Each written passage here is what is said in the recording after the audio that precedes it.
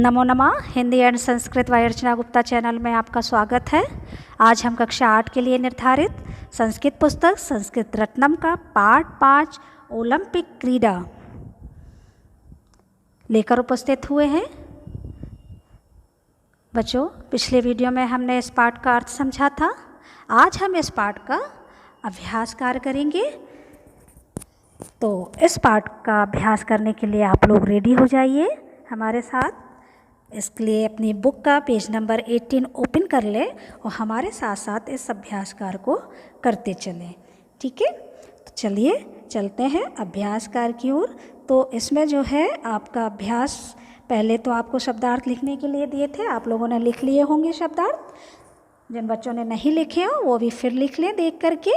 अब हम अभ्यास शुरू करते हैं। तो प्रश्न जो है अब पहला है, देखते हैं अभ्यास में। प्रश्ना नाम उत्तराणी लिखत, यानी प्रश्नों के आपको उत्तर लिखने हैं। तो प्रश्नों के उत्तर आपको इसमें देने हैं, तो पहले हमें प्रश्न समझना होगा ना। तो प्रश्न का अर्थ समझते हैं। पहला प्रश्न क्या है? प्राचीन ओलंपिक क्रीडायाः जन्मस्थला कुत्र अस्ति। कुत्र माने बच्चे होता है कहाँ। तो प्राचीन ओलंपिक खेलों का जन्म स्थल जो है कहाँ है? कहाँ है खेल का जन्म स्थल? प्राचीन ओलंपिक खेल का जन्म स्थल कहाँ है? तो हमें जो है ये कुत्र को नहीं लिखना है, कुत्र के जगह पर ही ये आंसर आ जाएगा कि कहाँ है।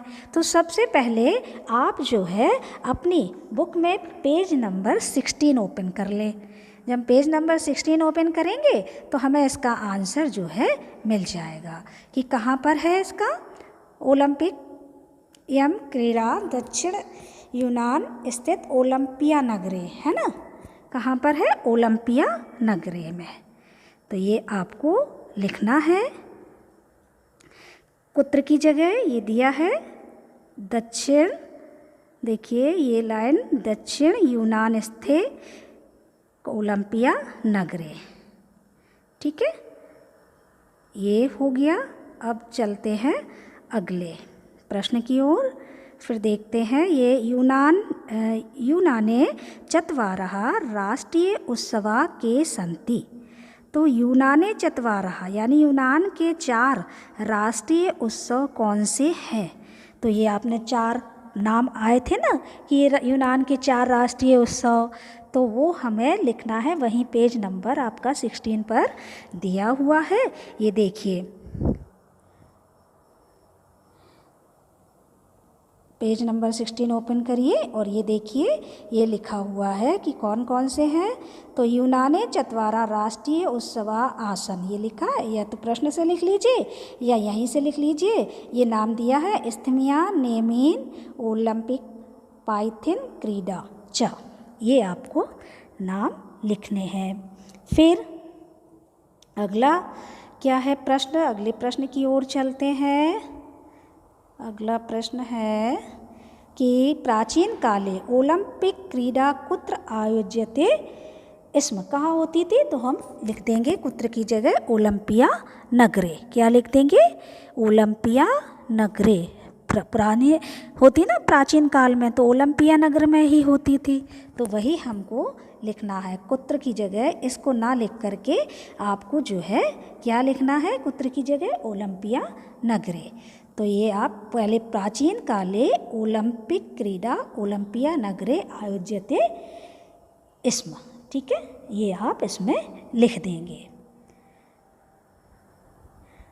अब अगला क्या है प्रश्न? फिर देखते हैं। अगला प्रश्न है घ वाला,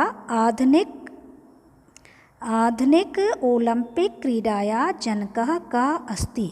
आधुनिक ओलंपिक खेलों के पिता या जनक कौन है? कौन है? तो ये कहा जो दिया है इसको नहीं लिखना है, पहले हमें प्रश्न से पूरा ये लिख देना है। आधुनिक ओलंपिक क्रीड़ाया जनकः, और कहा की जगह उनका नाम लिखेंगे कुंवर्तेन महोदया और बाद में लिख देंगे अस्ति। ठीक है, तो ये हो गया। अब अगला जो है आपका प्रश्न है अणा वाला। देखिए कि प्रथम आधुनिक ओलंपिक क्रीड़ा कुत्र आयोजिता, कि पहली आधुनिक ओलंपिक खेल कहाँ आयोजित हुए थे। तो ये हमें प्रश्न से पूरा लिखना है कि प्रथम आधुनिक ओलंपिक क्रीडा, और कुत्र को नहीं लिखना है, कुत्र के स्थान पर ये लिखेंगे एथेंस नगरे और आयोजिता। ठीक है, लास्ट में आयोजिता जोड़ देंगे तो ये आपका प्रश्न का उत्तर हो जाएगा। अब 4 प्रश्न देखिए। ओलंपिक क्रीडायां भारतस्य प्रतिनिधित्वं कदा अभवत्, ओलंपिक खेलों में भारत का प्रतिनिधित्व कब हुआ।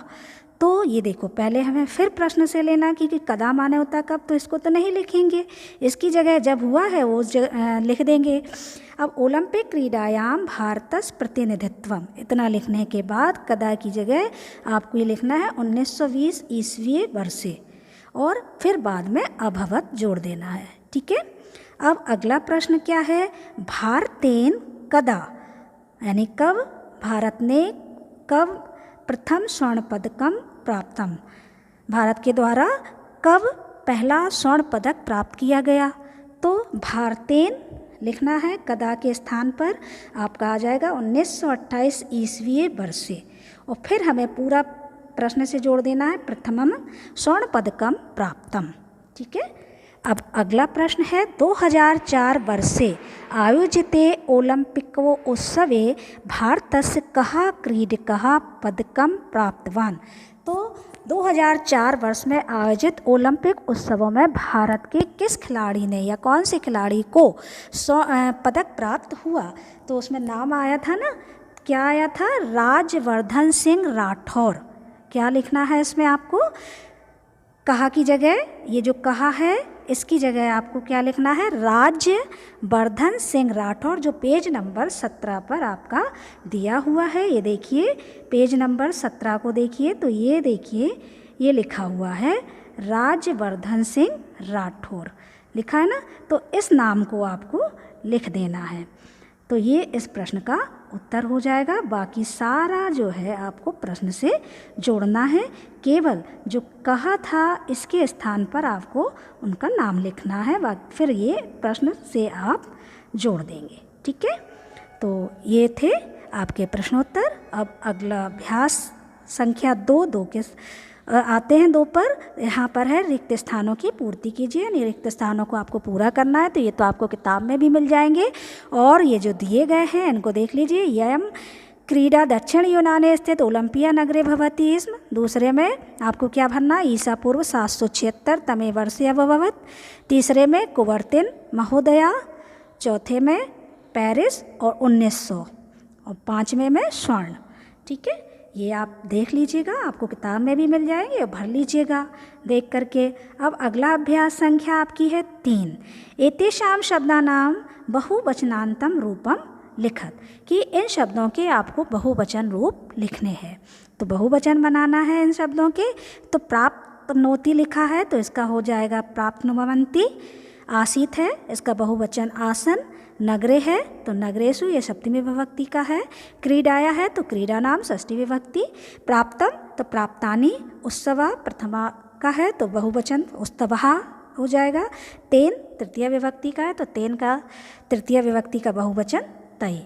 अब इस आपको ये बदलने के लिए आपको हमेशा ध्यान रखना है कि जिस शब्द का पूछा गया है वो शब्द किस विभक्ति का है वो आपको देखना है ना, कि प्रथमा विभक्ति का है तो प्रथमा विभक्ति का ही आपको बहुवचन लिखना होगा। यदि द्वितीय का है तो द्वितीय का ही लिखना है, तृतीय का होगा तो तृतीय का ही। तो जब जिस विभक्ति का शब्द होगा उसी विभक्ति का आपको बहुवचन लिखना होगा। ऐसा नहीं कि शब्द दिया है प्रथमा विभक्ति का और आप बहुवचन रूप लिख दो तृतीय विभक्ति का, तो ये गलत हो जाएगा। इसलिए हमेशा ध्यान रखना कि जिस विभक्ति का आपका शब्द होगा उसी विभक्ति का आपको, जैसे प्रथम पुरुष में यदि प्रथम दिया है ना, एक वचन शब्द दिया है प्रथम विभक्ति का, प्रथमा विभक्ति का, तो आपको प्रथमा विभक्ति का ही उसका बदल करके बहुवचन रूप लिखना होगा। हमेशा ध्यान रखिए ये। अब देखिए ये जो है अगला आपका भू धातु लंग लकारस यानी भूतकाल रूपाणी लिखत। भू धातु के आपको भूतकाल रूप लिखना है भूतकाल का। तो ये देखिए हमने इधर लिखा हुआ है, आप अपने कॉपी में लिख लीजिएगा इसको। आभवत, आभवताम, अभवन। ऊपर डालेंगे क्या है, एक वचन, द्विवचन और बहुवचन, ऐसे करके आप लिखेंगे। और अब प्रथम पुरुष, मध्यम पुरुष और उत्तम पुरुष, ये तीनों के हैं, तो आप देख लीजिएगा और लिख लीजिएगा। अगला है संधि विच्छेद कृत 5वां आपका अभ्यास। तो इसमें आपको संधि विच्छेद करके लिखना है। इति यस्य, तो ये जो देखिए ई का या बन जाता है यण संधि में, तो इति धन अस्य हो गया। दूसरा है इदम आयोजनम, तो इदम धन आयोजनम आपका हो गया दीर्घ संधि। क्रमे अस्मिन, क्रमे धन अस्मिन हो गया। सम अलंकृता, सम धन अलंकृतः। एवं च, एवं धन चह, ये आपका च हो गया। ये आपका है संधि विच्छेद हो गया। इन्हें देख लीजिएगा और लिख लीजिएगा। अब अगला अभ्यास संख्या है आपका 6 में देखिएगा मिलान आपको करना है। तो सबसे पहला ये का वाला देखिए 2016 ईस्वी वर्ष से, तो इसको हमने ये मिलाना है, तो इसको ये मिलाया रायोडीज नेरियो, ठीक है। दूसरा ईस्वी पूर्व 776 तमे वर्षे, तो ये खा वाला ये देखिए ये मिला दिया ओलंपिया नगरे। अब 1896 ईस्वी वर्ष से, तो ये मिला दिया अथेंस नगरे से, ठीक है। अब 1928 तमे वर्ष से, तो ये एम्स्टर्डम नगरे, इससे मिला दिया, ये हो गया। अब 1920 ईस्वी वर्ष से 1920 यानी कि क्या है बीजिंग नगरे। अब सॉरी 1920 का, एक मिनट, 1920 यानी कि सॉरी 1920 को हमको मिलाना है एटम वर्प नगरे से। ये जो है इसमें चा लिखना है, थोड़ा सा ये गलत हो गया है, देख लीजिएगा लेकिन सही कर लीजिएगा। 2008 ईस्वी वर्ष से ये आ जाएगा आपका बीजिंग नगरे, ठीक है। तो ये देखिएगा 1920 में कहाँ है एंड बर्प नगरे, ठीक है, ये दिया हुआ है। अब ये मैचिंग हो गई आपकी, इसको देखिएगा और कर लीजिएगा। अगला अभ्यास है 7 संस्कृत भाषायाम अनुवादम कुरुत। ये संस्कृत भाषा में आपको अनुवाद करने हैं। पहला अनुवाद है कि उसे खेलने की इच्छा थी, तो उसे यानी कि उसके की संस्कृत क्या हुई सह, ये लिखे हुए हैं देख लीजिएगा। सह खेलने की क्रीडितुम इक्षति इसमें जब लग जाता है तो ये भूतकाल का बोध करा देता है। तो इच्छा थी। तुम्हारे पास यानी तव, पास में की संस्कृत क्या होती है समीपे। तुम्हारे पास में खेलने का साधन है, खेल साधनम अस्ति। खेलने का साधन यानी खेल साधनम अस्ति, तो क्या बन गया तव समीपे खेल साधनम अस्ति। फिर उसके बिना, अब बिना के योग यहाँ तस्य बिना, उसके बिना खेलना संभव नहीं। तो उसके बिना खेलना संभव नहीं, तस्य बिना क्रीडनम संभवम न अस्ति, ठीक है, नहीं है, न अस्ति। सभी खिलाड़ी खेल भावना से खेलते थे। सर्वे क्रीडा लवः, क्रीडा लवः मीन्स क्या होता है खिलाड़ी। सर्वे क्रीडा लवः खेल भावनाएं क्रीडन्ति स्म, ठीक है।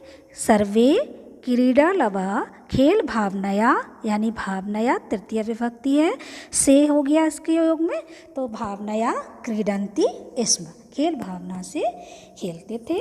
अब अगला सभी अपने अपने देश के सम्मान के लिए परिश्रम करते थे। तो सभी सर्वे अपने अपने की क्या बन गई स्वा, देश के यानी देशस्य, सम्मान के लिए सम्मानाय चतुर्थी विभक्ति है के लिए, परिश्रमम और कुर्वन्ति इसमें यानी करते थे। उनमें परस्परम सौहार्द था, उनमें यानी तेसु परस्परम सौहार्दम आसीत मीन्स था, सौहार्दम आसीत। उन लोगों का किसी से बैर नहीं था, उन लोगों का यानी तेसाम किसी से भी। तो के नाम अपि सह शत्रुता ना आसीत, बैर का क्या होता है शत्रुता, तो वो क्या बन गया के नापि सह शत्रुता ना आसीत। तेषा माने उनके, उन लोगों का बहुवचन रूप है ना, ये देख लीजिएगा। तो ये था इस पाठ का अभ्यास का। उम्मीद है आप सबको समझ में आ गया होगा, और यदि आपको कोई भी इस पाठ से संबंधित डाउट है तो वो आप मुझसे पूछ सकते हैं। अब हम अगले वीडियो में पुनः मिलते हैं, तब तक के लिए धन्यवाद, नमस्कार।